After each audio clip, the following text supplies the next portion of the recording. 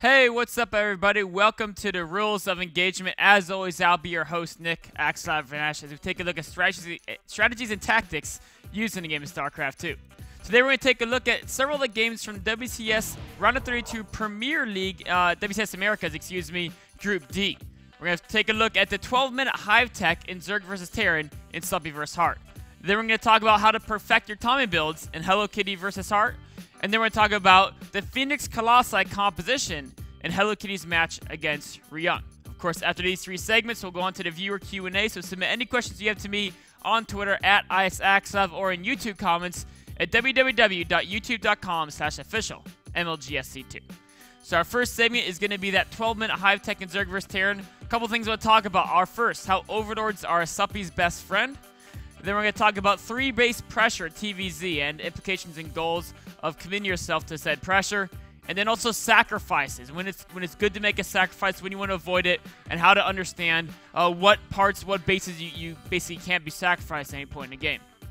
So we're starting this game off at the 8-minute mark. Of course, it's on Daybreak. Both players opening just standard macro play, very, very, 3-hatch, double Evo, Zerg and upgrades for Suppy.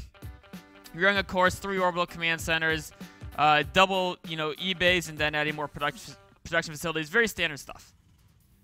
One thing I want to really point out, if you're playing Zerg against Terran, what you always want to do is try to get the best Overlord spread possible, especially if they don't make a Viking to hunt down those Overlords. Because if you take a look at Suppy's vision right now, look at what he has. Across the whole bottom, you can see everything that's going on, right? And he drops in towards his main, he'll get the extra vision.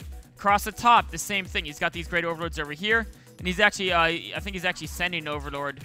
One of these Overlords will probably end up around this area as well a little later on. And then even beyond that, right? If his opponent moves across the bottom of the map, this Overlord will see it. If his opponent moves across the top, he's got this Overlord here to spot. He's got an Overlord in front of his opponent's natural to see what composition his opponent's going, how many units. If he's moving out of his natural, and then potentially a counterattack to the third could work. All these things are provided by these great Overlord scouts. So it's very, very important to get all that knowledge. And the more knowledge and scouting information you have, you don't have to have as fast of a reaction time, right? Because you'll see things coming to you a little bit sooner, so you can know where and when exactly where you want your units. You can know these drops. You don't have to instantly pull drones and have an insane reaction because you already know it's coming, so you should already have units prepared to defend that. So going forward now, we'll take a look at what Heart's doing, right? We can see Heart is actually just staying on 3 bases, right?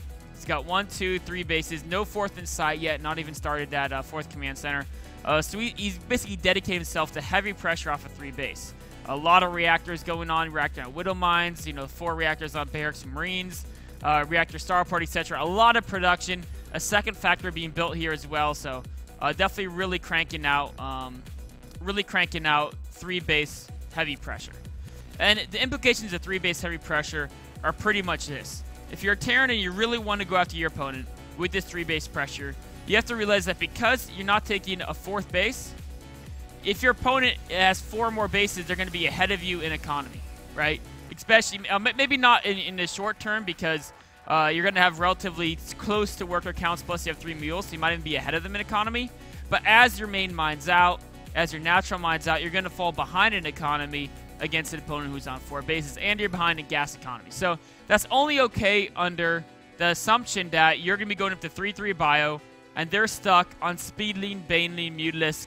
And once you get 3-3, you'll be more cost efficient because they're 2-2. Once you get a bunch of Widow Mines and a Drilling Claws upgrade, you'll be more cost efficient because Widow Mines are very cost efficient against Speeding, Baneley, Mutalisk. If it's these type of situations, you can make the 3 base pressure work against a 4 base Zerg and just starve him out of larva. Eventually move your main to a 4th base and you're fine. But against a Zerg doing what Suppy did, which is where at the 12-minute mark he started taking Hive. Now he's already got Ultros Cavern on the way. He's got Infestors coming out.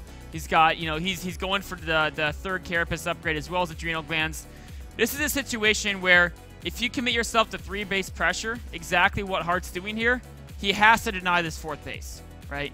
The denying the 4th base is super, super important for Heart, and he's pushing from this top angle. This is pretty much one of the more important sections of this game is going to be how this situation pushing into the 4th is determined.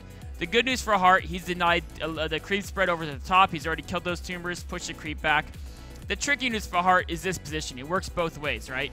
If we take a look at kind of like the angles things would be at.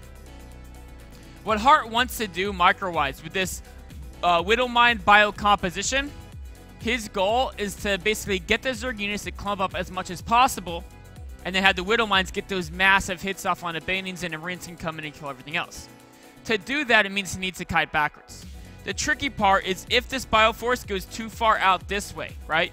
If he goes too far out this way, all of a sudden it'll be very difficult to kite backwards, because he'll have to get his entire force back in a straight line, which is going to be very difficult if his opponent starts cutting him off, because he has to get up the ramp. He's limited by these two edges of the ramp right here, right? This zone right here. And so if his opponent's coming in from multiple angles, all of a sudden, it's going to be very hard to get his entire force back up the ramp without getting hit by those Banings coming in from all the different angles, without giving away the fact that he has to clump up as he backs up so the fungal growths have obvious locations to be cast at. So basically, he can't go too far down the ramp. Of course, his goal is to do the opposite, right? If we take a look at his goal, what it's going to be is to get Suppy to commit too far up the ramp. If Suppy, on the other hand, gets his units and they get stuck going up here, then all of a sudden, Hart is in that position where Hart can just split up in multiple directions, and the Widowmines are going to have, a nice target where everything is right here in this little centralized location, get the big explosion. So this dynamic here, if we get back in the game, is pretty much going to determine how effective this push is who can control the space better. They're both going to be skirmishing back and forth. Hart has the better range units, so he's going to keep coming in, picking us up his units, and trying to lure him back up the ramp. But if he gets too far down off the ramp, Suppy can get the big fungals as he tries to retreat up the ramp. Suppy can also come in from multiple angles, maybe cut him off from getting to the top of the ramp. That's kind of that dynamic. Now, Suppy, on the other hand, what he's trying to do is either punish Hart if Hart overextends down the ramp, or the other possibility that Suppy could go for is he could try to just land big fungals, right? Once he has fungals, he can predict where Hart's going to move the Marines. If Hart doesn't spread them out great, he can try to land those massive fungals. On the other hand, Suppy has to make sure he can preserve the 4th base. While he doesn't end up committing too many units towards the ramp, he needs to keep the army back, and of course at the same time needs to defend the drop play over here. Basically wherever Hart's doing the drop play at the same time, I think he just defended drop in the main as well. Using that stack defense really helps supplement. But the main thing is this, right? As soon as Hart moves too many units in an angle where they can't retreat back up the ramp easily, that's when Suppy can strike. So we see here that's why Hart's splitting his units into smaller groups, and that's why Suppy's not committing. Because he's trying to stall out. If he can hold 4 bases till he gets his Hive Tech composition, he's going to be in good shape. Hart all of a sudden realizes that he can't wait too much longer, and is stuck going down and gets eaten by the Master Fungal. And then, of course, once that hits, now Suppy can defend this. And once he's defended this, he's now ahead in the game. Right? Hart doesn't have enough units anymore to really finish this attack off, not with the Ultra just popping out.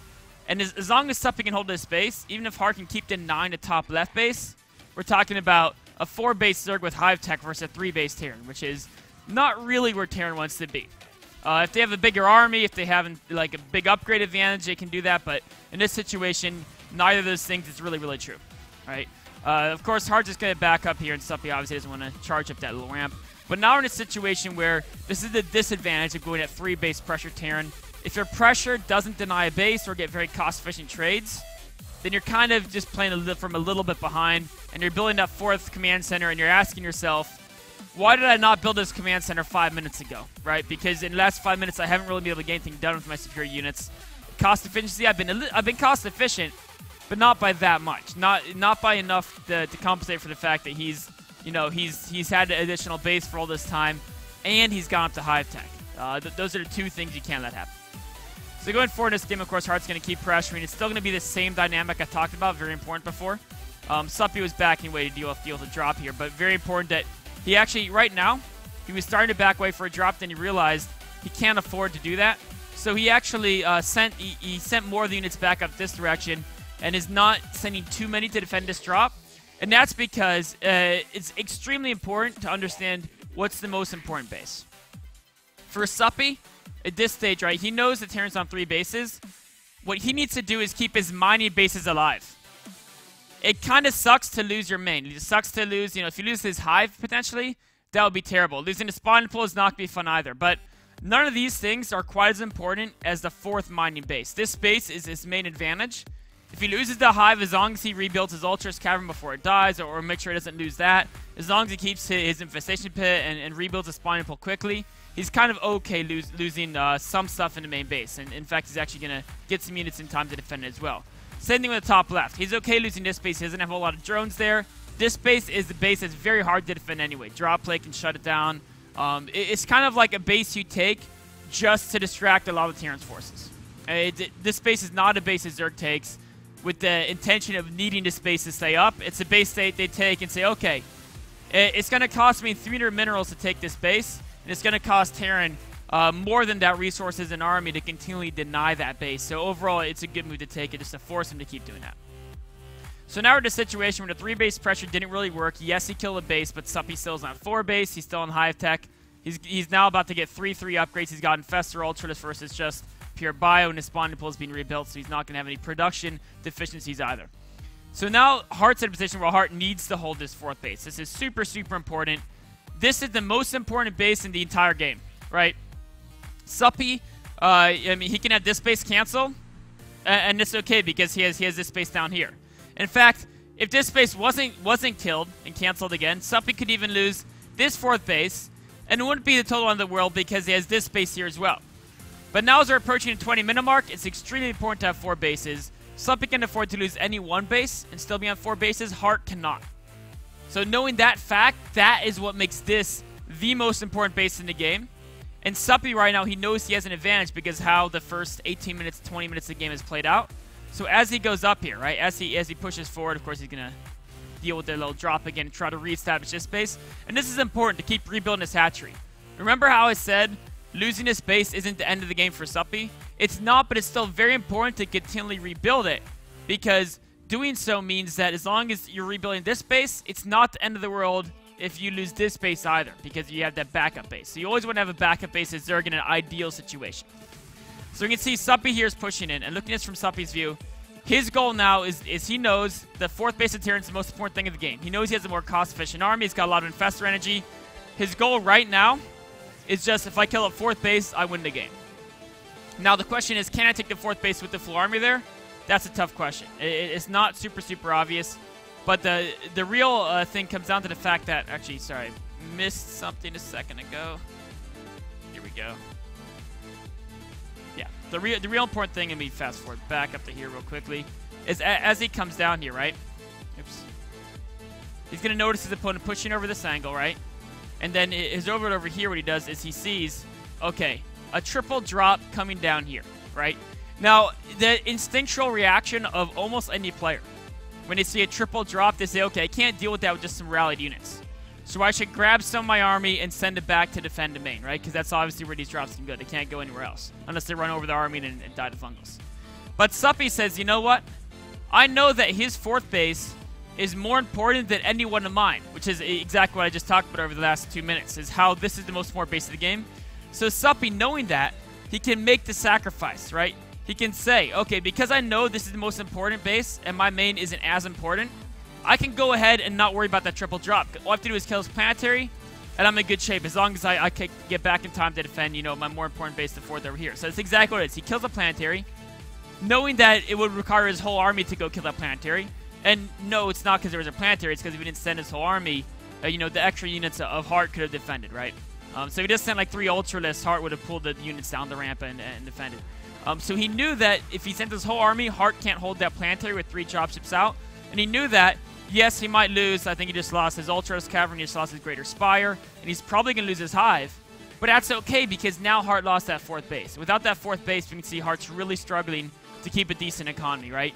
Right now, he's got 2/3 the economy of Suppy, but as soon as these scraps and minerals dry out, that economy is going to die. So Heart is now in a super, super tough situation. Yes, it cost Suppy his Hive. Yes, it cost him his Hive, but he was very fast in rebuilding his tech buildings, and he can rebuild the lair, so it's bad, but it's much, much, much worse for Heart there. And this is what decides the game. Suppy goes and wins us about a few minutes later because he just goes and denies the 4th again, and he keeps sacrificing some of his less important bases to drop play while he focuses on denying that 4th base. And that's super, super important for Zerg to know, or actually for any race, to always know what's the most important base, and is it worth sacrificing? What's it worth sacrificing to either protect that base of your own or to deny that base from your opponent? Is this a base that you have to hold at all costs? Is it one that you can retreat and give it up while you're waiting for upgrades to complete? These are very important things to know, and Suppy exactly played it right this game. So to just do a quick recap on some of the key points of analysis here. One thing, if you're a Zerg player, Overlord spread is exceptionally important for scouting all over, basically all the potential drop locations. Earlier you scout the drop, the easier it is to defend. You see Protoss do this with pylons. Overlords are even better because you can put them anywhere. Pylons have to be put in ground locations, right? Overlords can be absolutely anywhere. And pylons can be taken out easier. Overlords in the airspace require a Viking to be taken out. So the other thing that I want to talk about there is the micro, right? I didn't focus it too much in the actual game because I stayed on strategy things. But one thing, if you noticed that what Suppy was doing here, if you missed it, catch the YouTube VOD, is that he was always using fungal growth, the threat of it, to force the Terran bioarmy back, right? He would shoot a fungal, and we saw him miss 2-3 fungals. But the idea there is he throws the fungal out, Heart has to stem and back up. And when Heart backs up, a few speedings run in, they take those Widowmine hits. If you don't have that fungal there, the bio doesn't back up, a few speedings run in, they get killed by the bio, the Widowmines never trigger, unless you send in a lot of units, and then they'll trigger much to your dismay. So the fungal growths push the bio back. When they're pushed back, you detonate those Widowmines. And also, finally, very important to know when A, you can sacrifice your base for position, and B, when you can't. And also, C, know when it's worth it to trade a base for a base versus your opponent. If you're up a base, it's usually worth it to do so. This wraps up our segment number 1. We'll take a short break, and then we'll talk about perfecting those timing builds in one of Hello Kitty's games from yesterday's WCS Premier League.